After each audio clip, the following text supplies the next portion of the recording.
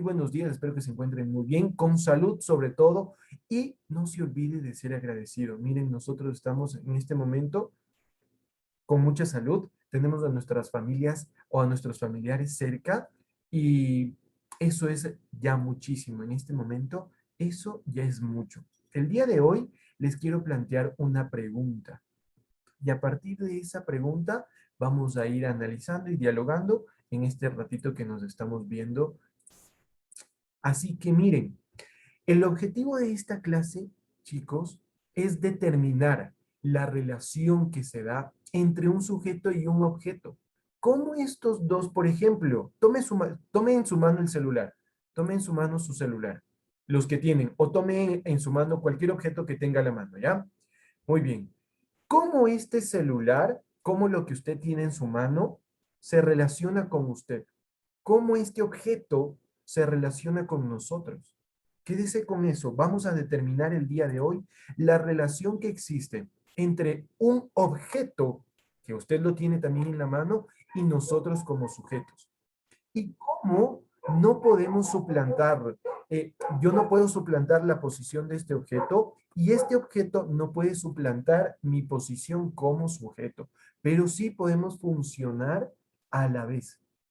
Entonces, he aquí la pregunta de la clase. ¿Qué sería de los objetos si en el universo no existiera persona alguna? ¿Qué fuera de este objeto si no existiera una persona que lo maneje? Esa es la respuesta, esa es la pregunta que vamos a responder al final de la clase. Le vuelvo a repetir y le voy a dejar en el chat, ¿ya? Le voy a dejar en el chat la pregunta para que usted Profe, lo pueda anotar. Dígame, Gaby, dígame, Gaby.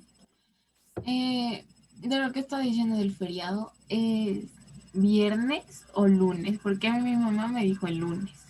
No, el feriado es el viernes porque primero es sábado. Cuando cae sábado, el feriado se transporta a viernes. Y cuando Pero, cae es el lunes. Dígame, Valerie. Disculpe, ¿qué hay que hacer con esa pregunta? Quédese ahí con la pregunta. Ya le voy a dar, ¿ya? Ya le voy a decir qué es lo que vamos a hacer con esa pregunta. En el... José Luis, algo me está poniendo en el chat. En el... Sí, es que se escribió pegado. Ah, está pegado. Ya, denme un segundito. Ya lo corregimos. Un segundito que voy a ponerle a su compañerita. Listo. Ah, ¿dónde está? Hoy 28. Ya. A ver, entonces, se me fue apegado ya. ¿Qué sería de los objetos si en el universo no existiera persona alguna? ¿Qué sería de los objetos si en el universo no existiera persona alguna? Quédese con esa pregunta, que es la que vamos a responder al final a través de Padlet y será su nota de la clase y como tarea. Entonces, debemos identificar primero la función del conocimiento, cómo desde el conocimiento nosotros podemos realizar una abstracción y reconocer nuestra realidad. ¿Se acuerdan que en algún momento hablábamos de el significado y el significante y cómo esto se une en el signo lingüístico a partir de Ferdinand de Saussure para nosotros comprender nuestra realidad? Este es el objeto, este es el significado, pero el significante es la descripción, es el concepto de la palabra o es la palabra en sí misma. Si yo les digo mesa, ustedes van a referirse específicamente al lugar donde comemos. Luego vamos a determinar también cuáles son las características que tiene el conocimiento y a partir de eso vamos a responder la pregunta con la que estamos partiendo el día de hoy. Si tienen alguna duda, levantan la manito y podemos ir conversando.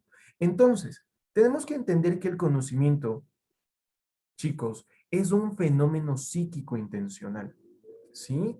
Al referirnos a que es algo psíquico intencional, vaya tomando apuntes también por si acaso. Nos referimos a que es Daniela Coro. Daniela Coro, ¿alguien sabe quién es el usuario Daniela Coro? Creo que es Ariel, profe. Ariel. Vamos a ver. Ariel Lugmania, ¿no es cierto? El compañerito que está aquí, ¿verdad? Ariel Lugmania.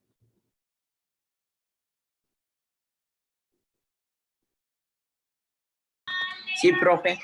Ah, ya, ingresó desde otro dispositivo. Ok, Daniel. Ariel, muchísimas gracias. Ya, ahí sí les puedo escuchar.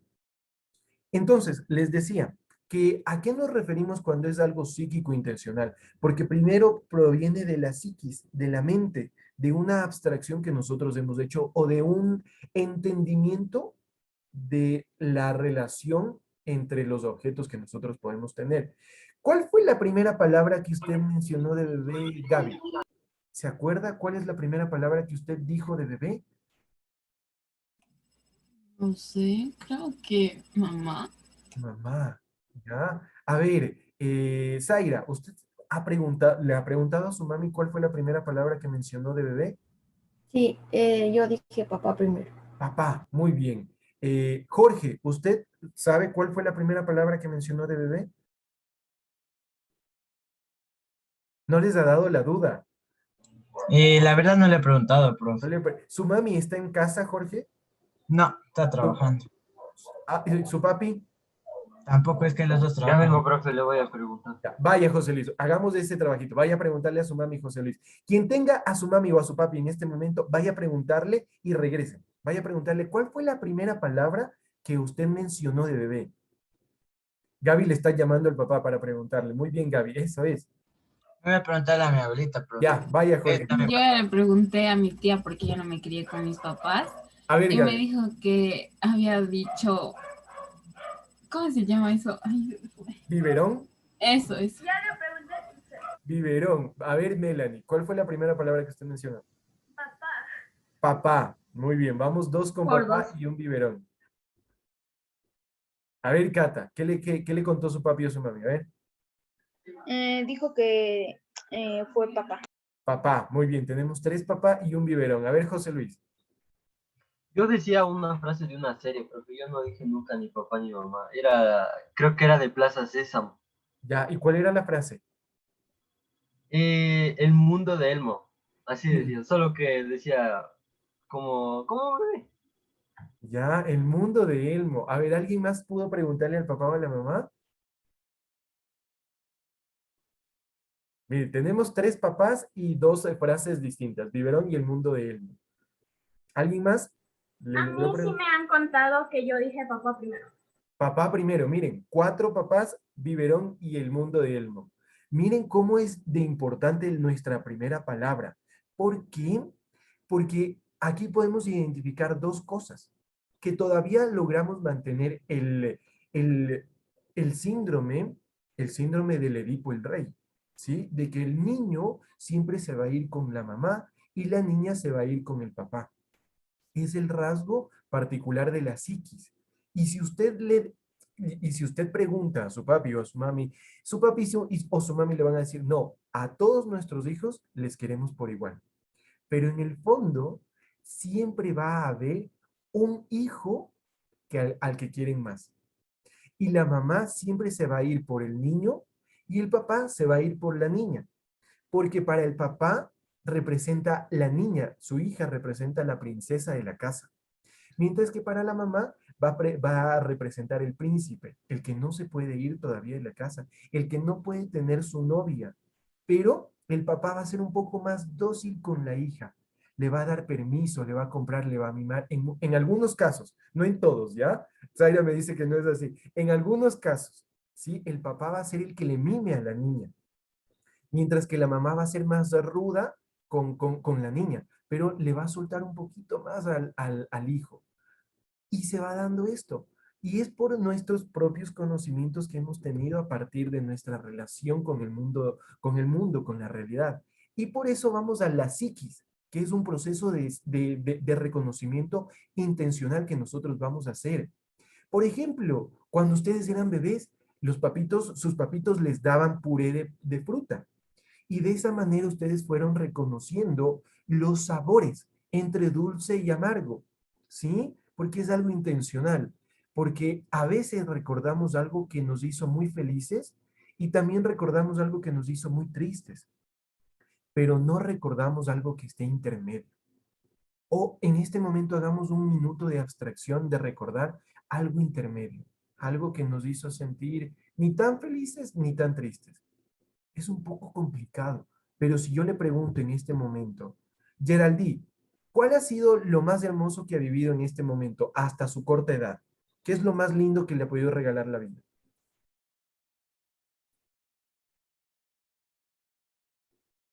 ¿Por qué ha estado tan feliz? ¿Qué ha sido lo más lindo que le ha podido dar la vida? La familia. La familia. Y obviamente la vida. Muy bien, José Luis. Ahora, Adrián, ¿qué ha sido lo más triste que usted puede recordar en este momento, que ha sufrido? A ver, Gaby, y luego Adrián. Creo que lo más triste que he sufrido es la enfermedad de mi abuelito. La enfermedad de su abuelito. ¿Ya? A ver, Profe, Adrián, sí, también sería la pérdida de algún familiar. la pérdida de algún familiar cercano, ¿no es cierto? Porque en muchas de las ocasiones, claro, pudimos haber tenido la pérdida de un familiar que vive en Loja o en Cuenca y que lo O la de veía. un animalito, profe, también.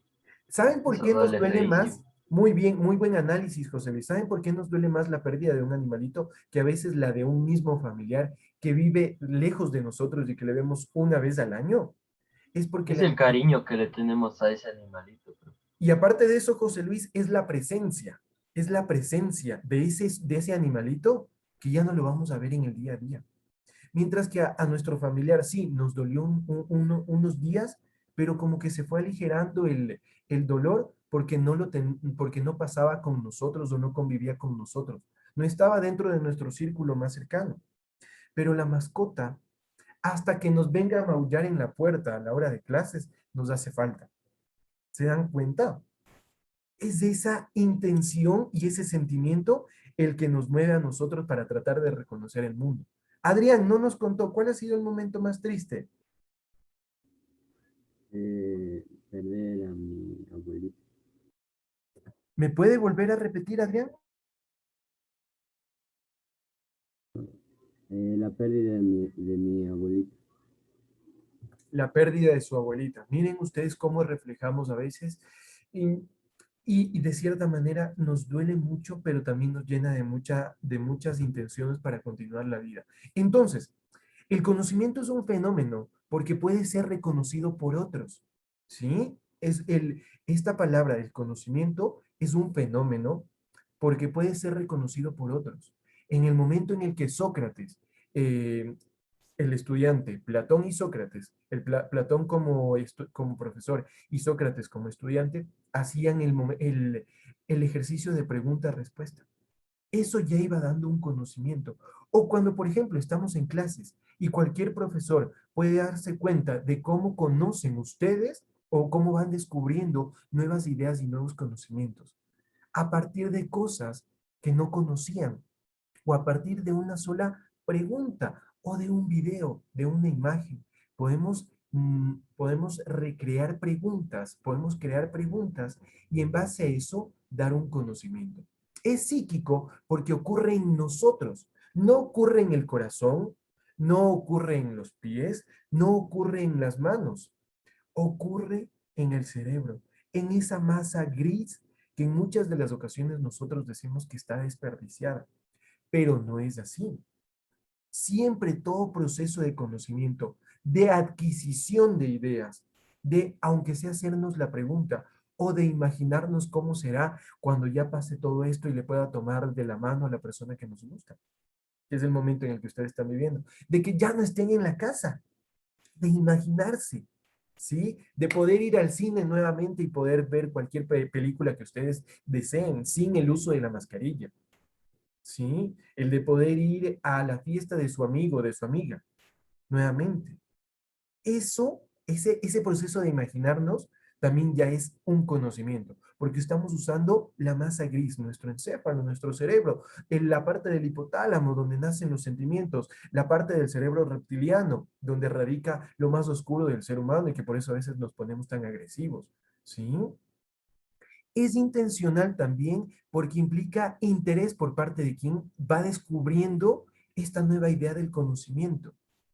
Si ustedes no estarían interesados por descubrir algo, por capaz ser parte de la NASA, ¿qué tal si uno de ustedes es en algún momento de su vida parte de la NASA y puede viajar a descubrir el mundo? Sería súper chévere. Y por parte de eso está aquí, por ese interés de llegar a conquistar la Luna, de pisar Marte, o por qué no descubrir una nueva especie aquí en nuestro país, una nueva especie de animalito, una nueva especie de rana, una nueva especie de zamarrito pechinegro, que son los colibríes. Colibríes, mil disculpas, colibríes, no es colibríes, sino los colibríes. El conocimiento siempre se da por algo. No se puede conocer sobre la nada. No podemos hacer un descubrimiento de la nada, ¿sí? O de la... Tenemos que partir de darle una palabra, una definición a lo que vamos a descubrir. Entonces, de ahí viene la pregunta. En él se hallan implicados y relacionados en el conocimiento dos elementos. El sujeto, es decir, nosotros, el ser humano, y los objetos con los que nosotros nos relacionamos. El computador, el mouse, el teclado, la cámara web, el teléfono, nuestro cuaderno de apuntes. El sujeto es quien tiene conciencia. Nosotros tenemos la conciencia de que existe algo allí afuera que falta por descubrir, a lo que nosotros identificamos con un nombre en particular. Las Islas Galápagos, el Triángulo de las Bermudas. ¿Qué pasa en el Triángulo de las Bermudas? ¿Por qué se pueden llegar a perder aviones, barcos, submarinos? Y no es que un submarino sea de 2 metros y lo podamos esconder. ¿Cómo podemos esconder un avión que mide 50 metros de largo y pesa alrededor de 5 toneladas? O un barco que pesa más de 30 toneladas. No estamos hablando de una aguja que la podemos esconder en nuestro bolsillo. ¿Qué descubrimientos hay? ¿Qué elementos? Entonces, esa cosa, por ejemplo, una escalera, un libro, ¿qué es? Lo que está fuera de ahí toma conciencia o toma relación porque yo estoy aquí y lo estoy viendo, lo estoy observando, lo estoy analizando, estoy dando las características. Porque lo puedo percibir con mis sentidos, con los 5 sentidos. Puedo saborearlo, puedo olerlo, puedo escucharlo, puedo verlo, puedo tocarlo. Ambos elementos son imprescindibles para que exista conocimiento, ¿sí? ¿Por qué será que Sir Isaac Newton planteó la teoría de la gravedad? Porque vio que la manzana caía al piso y no salía volando. La teoría de la relatividad de Albert Einstein. ¿Sí? Tenemos de ley esta relación siempre, esta interacción entre sujeto y objeto. Por tanto, uno como otro quedan modificados como resultado de este proceso cognitivo. Por ejemplo, una rosa roja ya no es la misma una vez que el ser humano la conoce como un objeto bello, con lo cual puede expresar afecto, ¿sí? O por ejemplo, un girasol. Un girasol tiene mucha más carga emocional que una rosa roja. Al mismo tiempo, el sujeto ha modificado también las estructuras cognitivas porque ha integrado en su intelecto el concepto de rosa como un objeto bello, delicado y propicio para expresar afecto. Si le queremos sorprender a nuestra mamita por el Día de las Madres que ya se avecina, le podemos dar una rosa. O una carga mucho más emotiva, el girasol. ¿Por qué el girasol? Porque dicen que el girasol siempre apunta al sol. ¿Se han dado cuenta de esa imagen? ¿Sí? Diego, ¿usted ha visto alguna vez que el girasol apunte hacia la Tierra o hacia dónde apunta el girasol? Siempre para arriba, punto. Siempre para arriba, ¿no es cierto? Siempre para arriba. El girasol siempre va a apuntar hacia arriba. Por eso es que les digo que el girasol tiene una carga mucho más emocional y sentimental que la propia rosa. ¿Sí? Mucho ojo con lo que estamos analizando. Y vayan tomando apuntes. No se preocupe que la clase también está grabada para que usted vuelva a tomar esos apuntes para la próxima semana tener una pequeña lección en base a esto. Entonces, la relación entre sujeto, nosotros, y los objetos que nos rodean es irreversible. No podemos dar marcha atrás, porque la función del sujeto es conocer y descubrir, y la función del objeto o del animal es ser conocido. Nosotros tenemos todavía la ansiedad de descubrir qué pasó con los mayas. ¿Por qué ya no existieron los mayas? ¿Por qué desaparecieron? ¿A dónde se fueron? ¿O qué secretos oculta la ciudad más hermosa del imperio inca? Que es ¿Cuál será la ciudad más hermosa del Imperio Inca?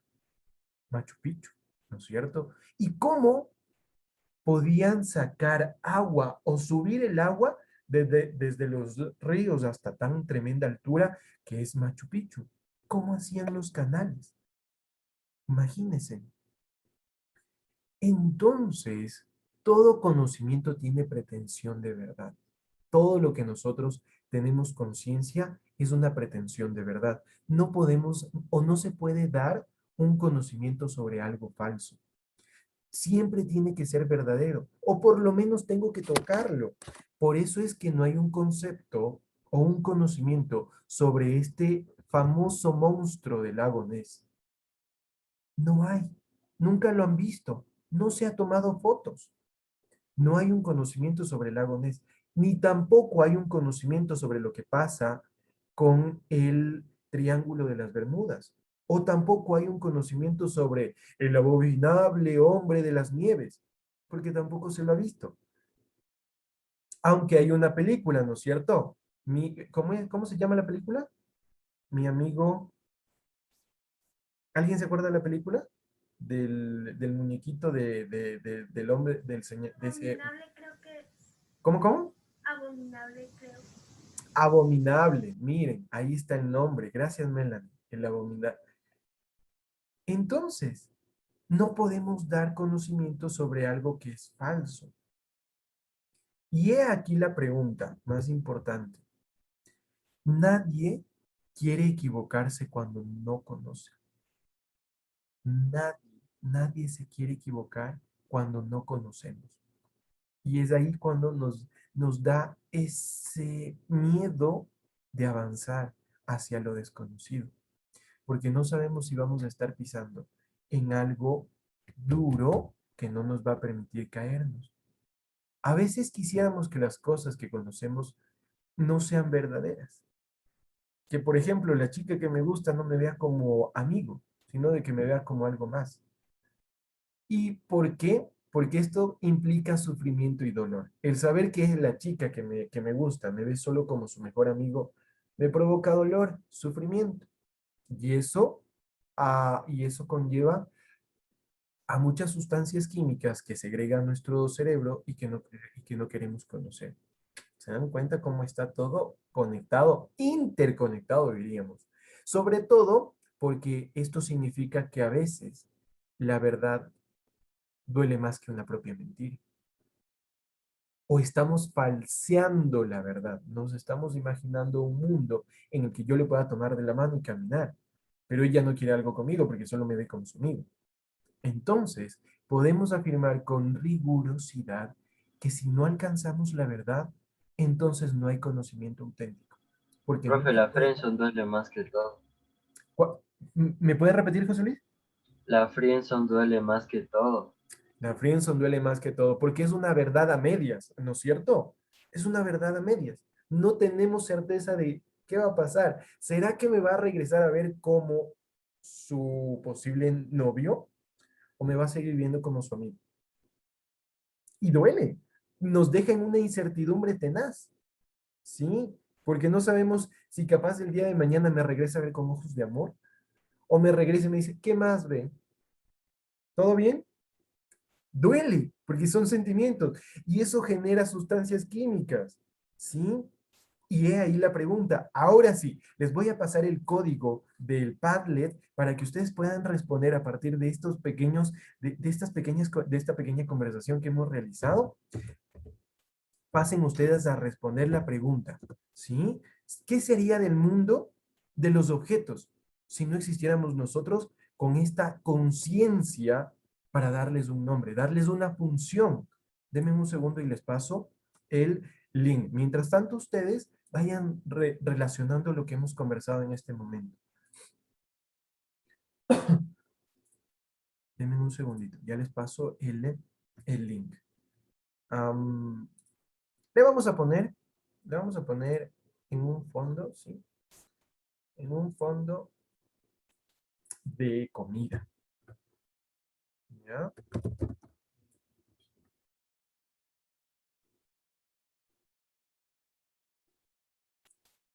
Listo. les paso en este momento el código.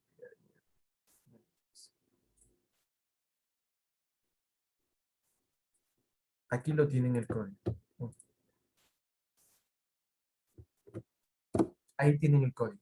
¿Qué sería de estos objetos si no existiera persona alguna que tome conciencia de estos objetos y les dé una función? Los objetos capaz ya estarían ahí, como los planetas. Dígame, Zaira. Pero digamos que los objetos, o sea, ya están ahí, se crearon por casualidad.